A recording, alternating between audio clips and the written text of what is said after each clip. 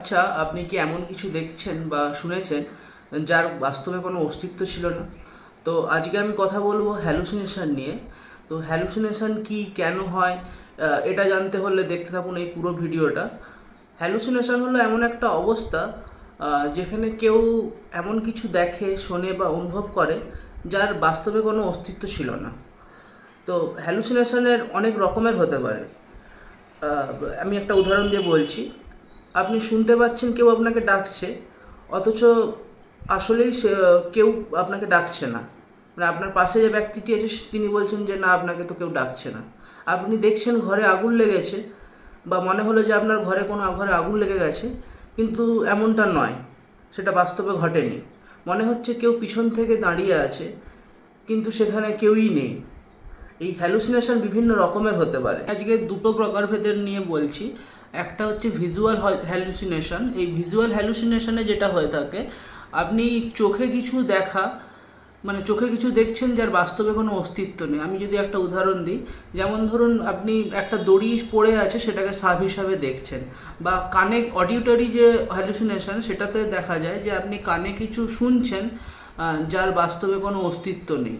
তো এইগুলো হচ্ছে কমনলি দেখা যায়, এমন হ্যালুসিনেশনের উদাহরণ আমি দিলাম।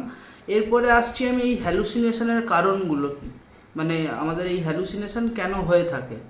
তো বেসিক্যালি যেটা দেখা যায় যে ঘুমের ঘাটতি বা ঘুম কম হলে, কোনো ব্যক্তি মাদকের আসক্ত হলে, মাদকাসক্ত ব্যক্তিদের ক্ষেত্রে এটা দেখা যায়। বা কোনো ব্যক্তি যদি ব্রেনের টিউমার বা কোনো সিজারের ডিসঅর্ডার থাকে, বা কিছু ওষুধের পার্শ্ব প্রতিক্রিয়া হিসাবেও এই হ্যালুসিনেশন দেখা যেতে পারে। তো হ্যালুসিনেশনের এরপরে জানবো আমরা এই হ্যালুসিনেশনের প্রতিক্রিয়া কী আছে, বা কিভাবে আমরা এটাকে নিরাময় করব। তো বাকি সমস্ত মানসিক রোগের মতনই এই রোগটার প্রতিকারের জন্য আপনাকে কিন্তু কাউন্সিলিং করানোটা খুব প্রয়োজন, এবং একজন মানসিক বিশেষজ্ঞর কাছে যাওয়াটা খুব প্রয়োজন।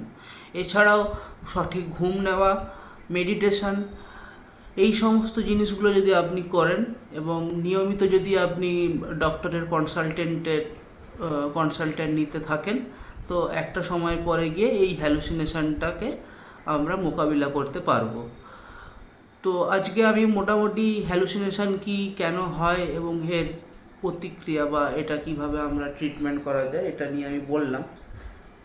তো আপনাদের যদি এই ভিডিওটা ভালো লেগে থাকে, অবশ্যই একটু ফলো, শেয়ার এবং কমেন্ট করবেন। আর অন্য কী বিষয়ের উপরে, টপিকের উপরে আপনারা ভিডিও চাইছেন, সেই বিষয়ে আমাকে জানাবেন, আমি সেই বিষয়ে ভিডিও বানাবো।